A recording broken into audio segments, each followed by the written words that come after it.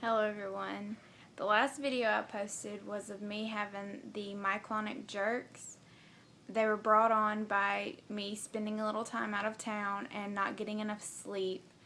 I was only out of town for about 2 days, and during that time I would stay up for about 17 to 19 hours and then only sleep a few.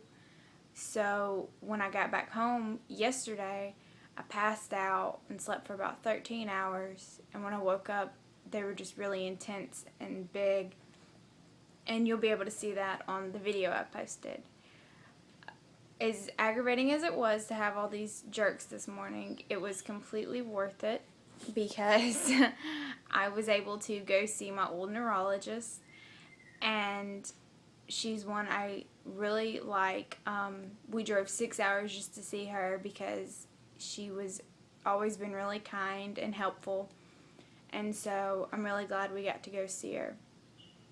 I've been on Tegretol for about 2 years now, and when I went to go see my newest doctor, Dr. Counts, my old doctor, but she's now my new doctor, she talked to me about how Tegretol is not a good drug for JME, and how it'll stop the seizures usually, but it can aggravate the myoclonic jerks, which is exactly what happened with me. So we went over all the options of all the epilepsy medications I could try.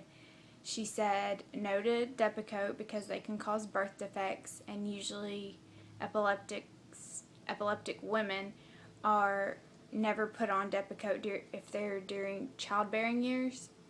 So we had to say no to Depakote because it's a class D as far as pregnancy and everything, as well as Topamax is, but you can take folate with Topamax and it should be a little bit easier, but it also causes weight loss, so I said no to that. And then she recommended Vimpat. I tried Vimpat a few months ago for only a brief time, so I was really reluctant.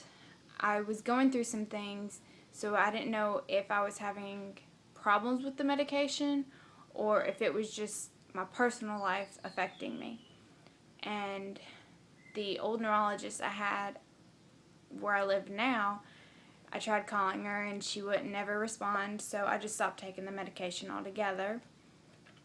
So, like I said, I was really reluctant to try Vimpat again because I didn't want to be stuck in that position again to know if it was me or the medication.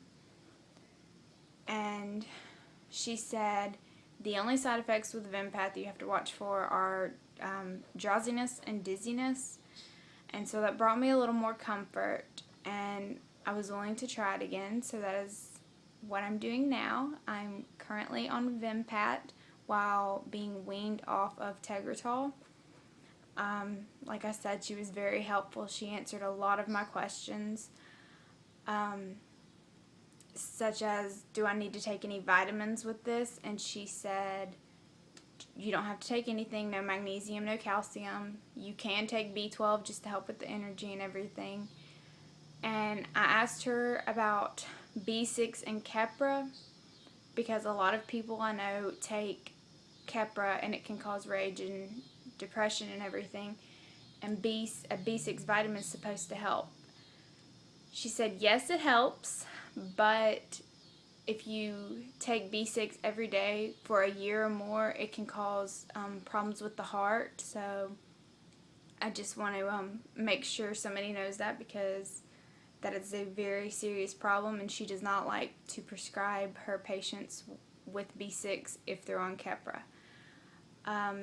Another drug we talked about was Potiga. She said it is a very bad drug. She does not like to prescribe it to her patients. So I know I've kind of been all over the place, but I would like to just go through the drugs that we had talked about, because if someone's wondering about it, they can kind of get a heads up on just what one of my doctors had said.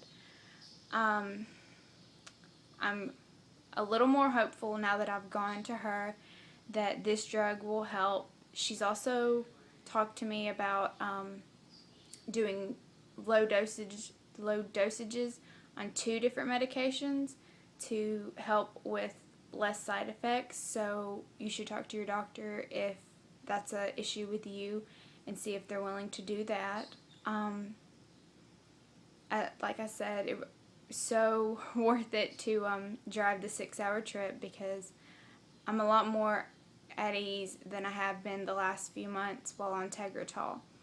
So prayers that this helps, and thank you so much for listening.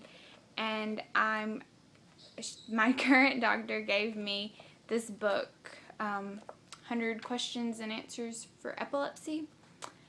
And so I will probably be making random updates and posts about this. And if you have any questions, comments, experiences, or concerns, just leave a comment. Or if you would like to join a group where we all help each other and reach out to one another, I've made one on Facebook. It's called Prayers for Epilepsy. Please be a part of it. I love hearing people's stories, and I love hearing everything about epilepsy just to educate myself and others. Alright, it's been a great 4th of July, and I hope everyone else has a good one too. God bless.